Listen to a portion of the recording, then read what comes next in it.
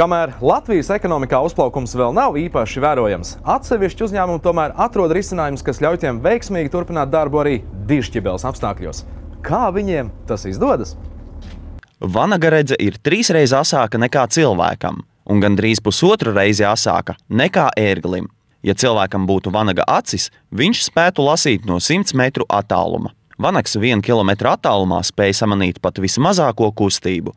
Tāpēc nav brīnums, ka šī putna vārds izvēlēts par nosaukumu autoskolai, jo kuram gan vēl, ja ne šoferim, nepieciešama izcili laba redze.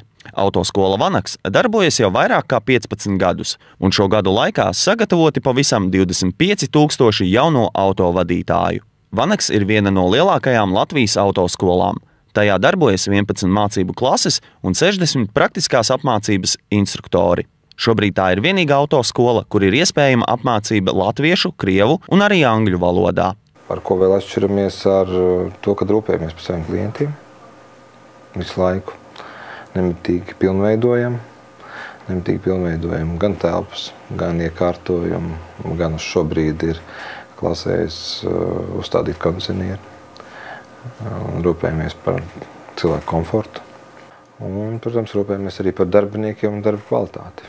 Autoskola aktīvi seko līdz cilvēku vēlmēm, tāpēc ir izveidojusi jaunu teorijas apmācību, kas apgūstama vien 2 nedēļās. Tā galvenokārt paredzēta cilvēkiem, kuriem ir maz brīvā laika, īsts atvaļinājums vai kuri atbraukuši uz dzimteni tikai ciemos, lai arī viņi varētu iegūt autovadītāja apliecību. Autoskola piedāvā teorijas kursu apgūt dažādos laikos un periodos, lai ik viens varētu atrast sev piemērotākos. Skolas mājaslapā Vanags.lv iespējams uzzināt precīzus laikus, kuros notiek nodarbības.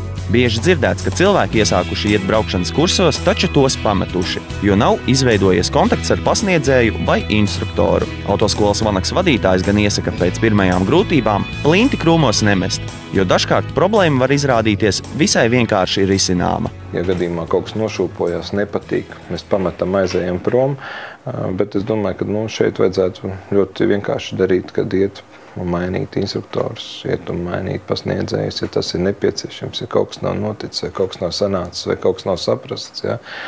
Jo instruktoru skaits ir liels, pasniedzēju skaits ir liels, un es domāju, ka arī šī gadījumā gadās kādreiz tā arī, ka cilvēkiem ir vēlme, teiksim, varbūt tās viens ir pastāstījis šādu, otrs mazliet savādāk, un uzreiz viss atrisinās, izrādās, ka tik vienkārši tas viss ir tik elementāri, un jo cik mēs esam dažādi, tik dažādi ir pasniedzēji, un tik dažādi ir instruktori. Ja. Bieži vien klientiem nākas vilties, jo gandrīz nekad neizdodas iekļauties noteikto braukšanas stundu skaitā, lai pietiekami labi apgūtu braukšanas prasmes. Tāpēc svarīgi ir saprast, ka valstī noteiktais obligātais braukšanas stundu skaits ir minimāls, taču katram cilvēkam ir savs mācīšanās ātrums. Sākt apgūt autovadīšanas iemaņas nekad nav par vēlu. To var darīt pat sirmgalvis.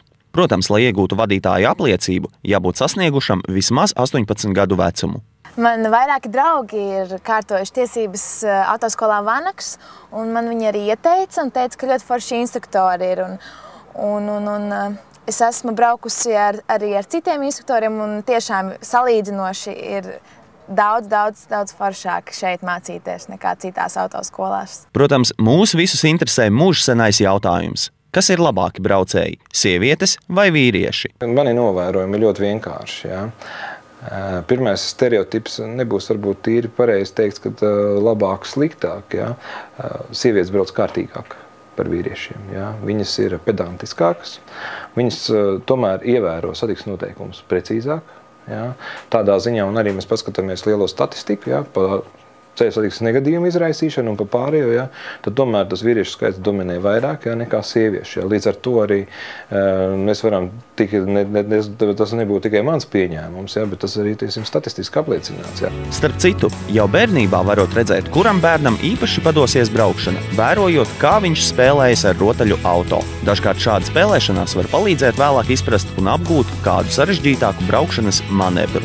Vanagā pieejami arī autovadītāju profesionālās kvalifikācijas paaugstināšanas un automašīnu vadīšanas ekstremālās situācijās mācību kursi tiem, kas ieguvuši vadītāju apliecību jau pirms kāda laika. Apmācība notiek pēc Zviedrijā licencētas programmas.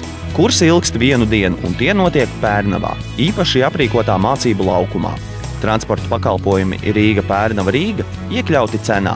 Šajos kursos vadītājs var iemācīties, piemēram, paredzēt dažādas situācijas braukšanas laikā, kā arī pareizi rīkoties ārkārtējos apstākļos. Jāpiemina, ka Vanaks jau no 1996. gada nodarbojas arī ar starptautiskajiem un vietējiem pasažieru pārvadājumiem. Un šobrīd piedāvā iznomāt gan lielākus, gan mazākus autobusus visdažādākajām vajadzībām.